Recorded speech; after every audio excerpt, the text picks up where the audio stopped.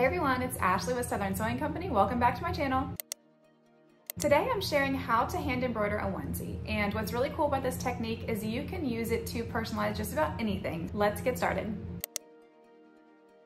For this tutorial, you are going to need a baby onesie, and this is by Carter's. This is a size 9 months, some wash away stabilizer, and this brand is from Sulky, and we'll talk more about that in just a second. And this is a 7-inch embroidery hoop, some embroidery floss, 1 skein should be more than enough, some little scissors, and embroidery needle. You're also gonna need some kind of a stabilizer for the back, which is used after you get done embroidering, and this covers up all the stitches. Today we're using Stick and Stitch by Sulky, and this is printable. You print directly onto this. And this is what it looks like. There's one side that has a fabric and there's one side that has a paper. Double check your printer settings on how you load this. Some printers you're gonna load it fabric side up and some you're gonna load it paper side up. And mine is paper side up. One quick note, before you print on this and use it, do a test run beforehand to make sure that your printer ink actually washes away. When in doubt, you can always use a water-soluble pen. My current printer works perfectly, so I am going to hop on over to Canva and show you how I create my name on there. So today I'm working in Canva and I have opened up a regular sheet of paper size. This is an 11 by 8.5. And I'm using this because our stabilizer is that same size and we're gonna print directly onto it. So I have already pulled up my name. This is the Indian font, and if you are curious, these are some of my favorite fonts that I use regularly. You can kind of flip through these and see what you might like to use the most. This one's always cute because they have the heart over the eye. I'm gonna use the Indian font today. I want my name to be about 4.5 inches. However, since this is a smaller name, it's gonna take up a lot of space. It's gonna be about 3.5 inches tall. So that's a little bit bigger than I would like. So I'm gonna resize this and look at the height, and I'm gonna make it about 2.5 inches, which makes the width 3.5 inches, which I think that's perfect. So when I'm getting ready to print, try to make sure that your name isn't directly lined up with a corner, because when you print it, this part isn't gonna have enough clearance and you kind of wanna leave a lot of extra stabilizer around the name. So I kind of like to move it closer to the middle before downloading and printing.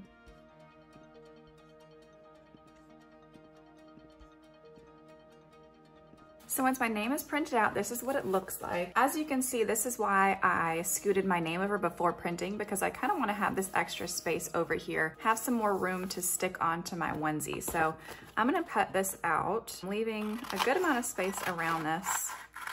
So here is my name. We need to prepare our onesie and then our name to go together.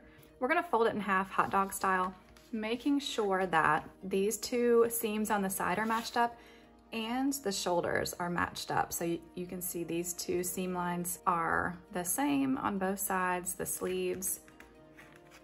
And then run your iron over this, or I just kind of like to finger press it to make sure that I'm leaving a crease down the middle. Now we're gonna do the same thing with our name. So I'm gonna fold this in half. You can actually see through this on my end, and I am matching up this side of the beginning of the name with the end of the name over here. Once these two are aligned, hold it up to the light so you can see better. I know it's kind of hard to see what I'm doing right now, but basically we're just making sure that the name has a center point.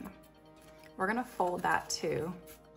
And as you can see, it's pretty well centered at this point. Now we're ready to take the paper backing off of our stabilizer.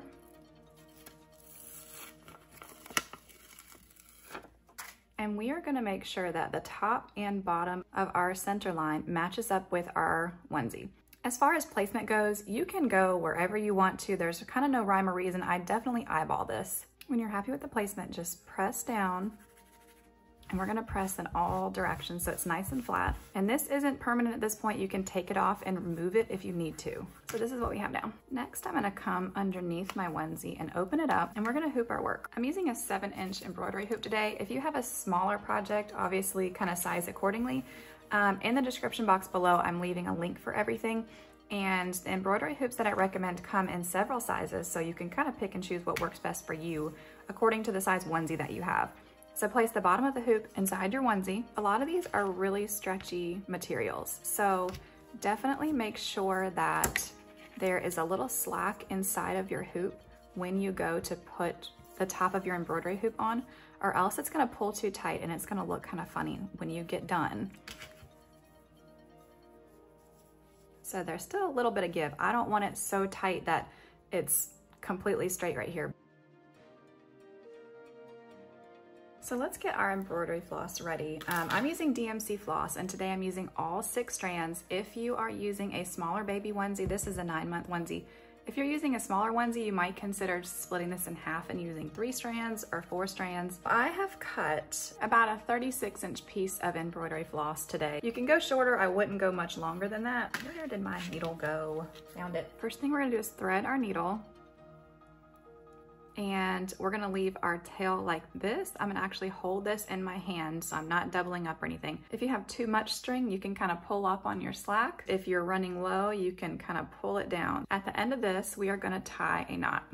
You wanna tie a knot that's big enough so it's not gonna get pulled through your onesie. So now we're ready to embroider. When I'm embroidering these onesies, it can be kind of difficult to get inside because it is kind of a small area, especially if you have a smaller size.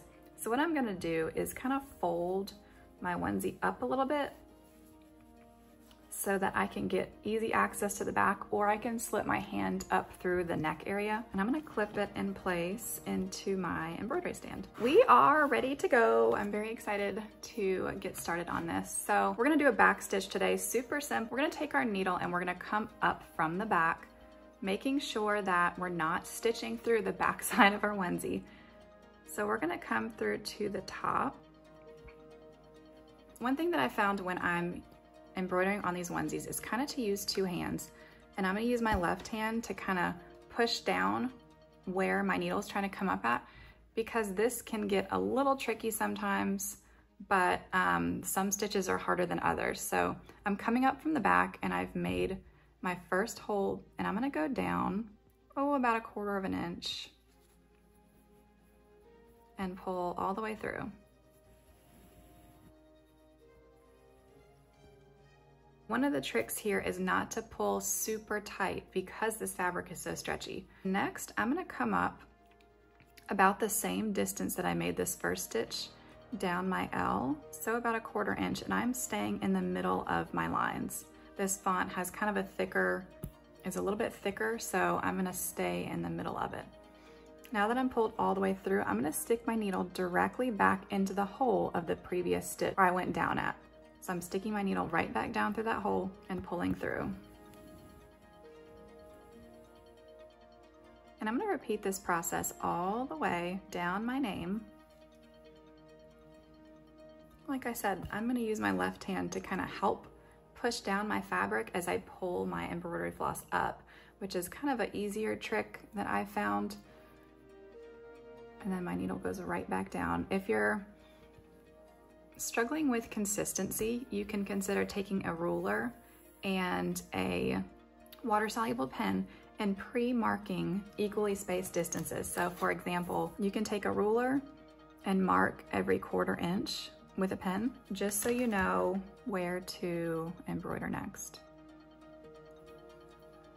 This material and with this sticky stabilizer, it is a little bit tricky sometimes to get your needle through. So definitely use a sharp embroidery needle for this project. And then as you get to a corner, you're gonna shorten your stitches a little bit. If I were to make these same 1/4 inch stitches all the way around this curve, it's gonna look more like a square and not a rounded curve. So right here, my L comes in and then kind of joins the eye. So I'm gonna take one more stitch here and I'm gonna let it go all the way to the middle of the eye.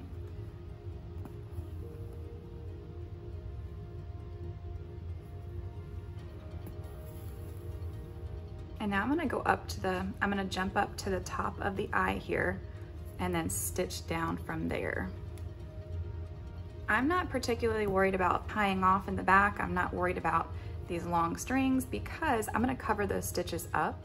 Now to make this little jump, I'm just going to put my needle up where I wanna go, and I'm gonna start over kind of like I did here. So doing this, I'm going to continue for the rest of my name. So true story, I made it all the way here and ran out of floss. So I'm gonna show you how to tie off and how to start over again if you need to. Here we are.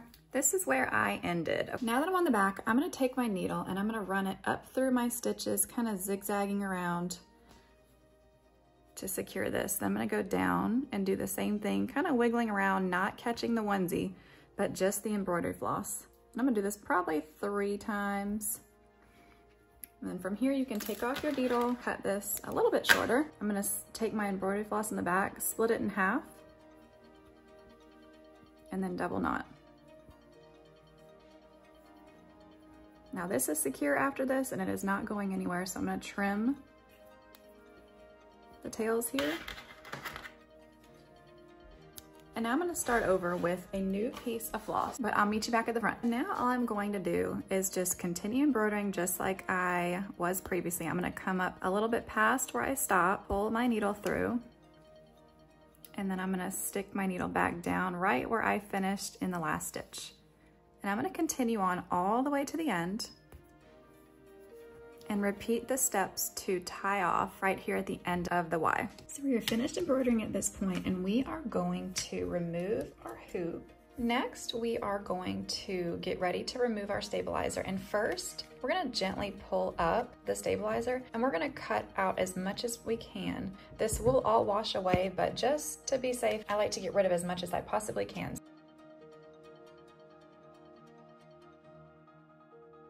To remove our stabilizer, we are going to run our work under some warm water and we're going to use our fingers to agitate our stitches and kind of rub everything around to make sure that all of the stabilizer is removed. After that, we're going to wring our work out and then we're going to throw it directly into the dryer. Next, we are going to use this Tender Touch cover stitch to put onto the back of our hand embroidery to make sure that there's no irritation happening between that and the baby's skin. We're gonna cut off a piece that's a little bit bigger than the embroidery that we're working with. Next, we're gonna put our iron on a very low heat setting. Please make sure to test this before you put it onto your work. I did have to do a couple trial runs to kind of figure out the heat setting before actually committing to my onesie. So double check the heat settings. Then you're going to put the coarse side of this down and iron it on top of the back of your onesie. I'm gonna go do this and then I will meet you back here. We are all finished with our embroidery, and one of the coolest things about this technique is you can use this to personalize just about anything. Try experimenting with different kinds of embroidery stitches and let me know what you think in the comment box below. But don't forget to like and subscribe for more and tag me on Instagram at Southern Sewing Company with your creations. Thanks, y'all.